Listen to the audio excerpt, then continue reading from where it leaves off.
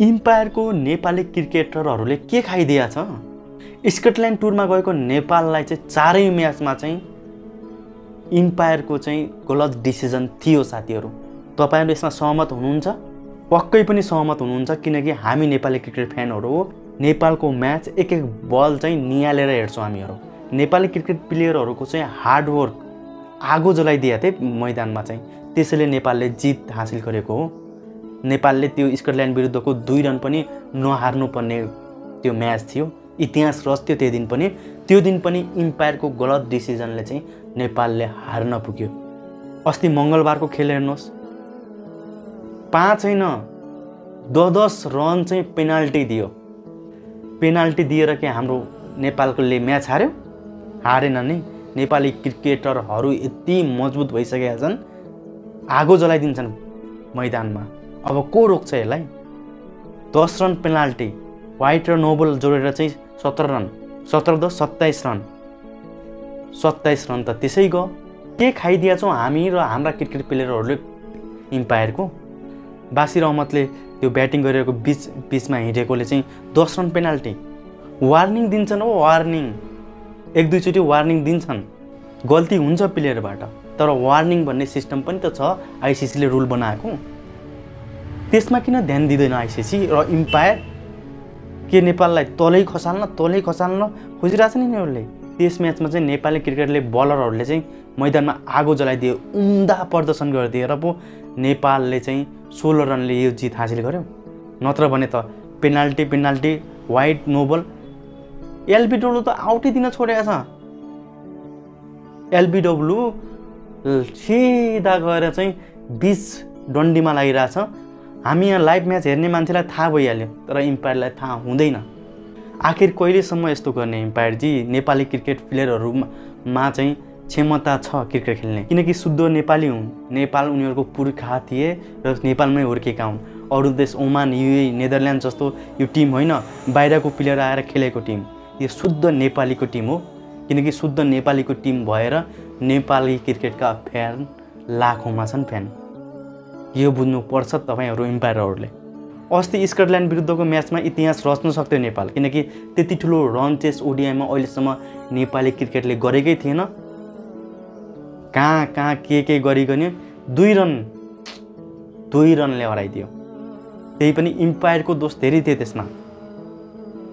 LBW out नदिने, स्कटल्यान्डको फेलोभरमा धेरै decision दिने, त्यस्तो भएकाले नेपालले म्याच हारेको 2 रनले। नत्र भने स्कटल्यान्ड टुरमा गएको नेपालले 4 मा 4 जित पक्कै गर्थ्यो। लेखेर राख्नुहोस् तपाईं। नेपाली क्रिकेट प्लेयरहरूलाई चाहिँ नेपाली क्रिकेट समर्थनहरूको फ्यानहरूको अथाह माया छ क्या। त्यसैले नेपाली क्रिकेटर पनि हामी फ्यानहरूलाई चाहिँ उदास नगराउनको लागि एकदमै धेरै कडा मेहनत गर्दैछन् र ठुलो प्लेटफर्ममा ठुलो चाहिँ टार्गेटमा पनि आफूलाई हुम्याएर त्यसको नजिक र जित निकाल्ने कोसिस गर्छन्। र तपाईहरुको त्यो गलत डिसिजनले चाहिँ कहीँ त्यसमा चाहिँ नेपाली क्रिकेटको अगाडि बढ्ने खुट्किलोमा चाहिँ पक्कै पनि रोग आएको थियो। तर चाहिँ हामी त्यो कुरालाई मान्दैनौँ। भोलि नेपालले चाहिँ टेस्ट मान्यता पाओस् या नपाओस्, नेपाली क्रिकेट कहाँ थियो त्यो बेलासम्म माया गर्दै ल्याएर चाहिँ यहाँसम्म पुगायौँ। अहिले डिभिजन 2 मा भएर पनि हामीले यति धेरै माया गरेका छौँ, भोलि पनि त्यतिकै माया गर्नेछौँ। र भोलि कुनै कारणवश नेपाली क्रिकेट खस्केला त्यो बेला पनि त्यतिकै माया गर्नेछौँ हामी नेपाली क्रिकेटलाई। त्यसरी हुर्काएर सम्हालेर चाहिँ माया ममताले चाहिँ र नेपाली क्रिकेटरहरूको हार्ड वर्कले चाहिँ अहिले Nepali cricket Netherlands, Scotland, Oman, UAE जस्तो टिमलाई चाहिँ धुल चटाउँदैछ। वार्निङ भन्ने कुरा हुन्छ नि, किन हुँदैन? तपाईँ गल्ती गर्नुहुन्छ, त्यही सिस्टम हो। हे तैँले यस्तो गरिरहेछ, यो गर्न पाइँदैन पहिला भनिन्छ। दोस्रो चोटि पनि मान्छेलाई दिन्छन्। हामीहरूले ठुला क्रिकेटहरूको हस्तीहरूको म्याच हेरेका छौँ। इन्डिया, पाकिस्तान, इङ्ल्यान्ड, अस्ट्रेलियाका म्याच हेरेका छौँ। तर यसमा रुल छैन।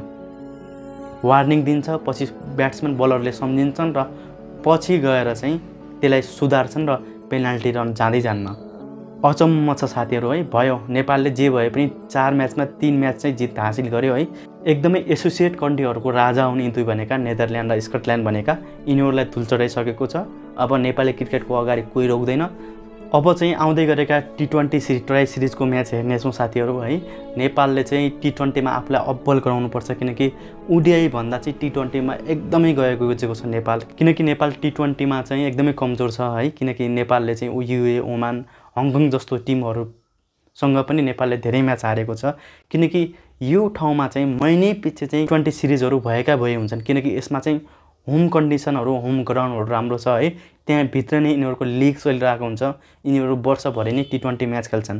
तर नेपालले चाहिँ एनपिएल बाहेक अरू T20 लिग, घरेलु लिगहरू खेल्दैन है।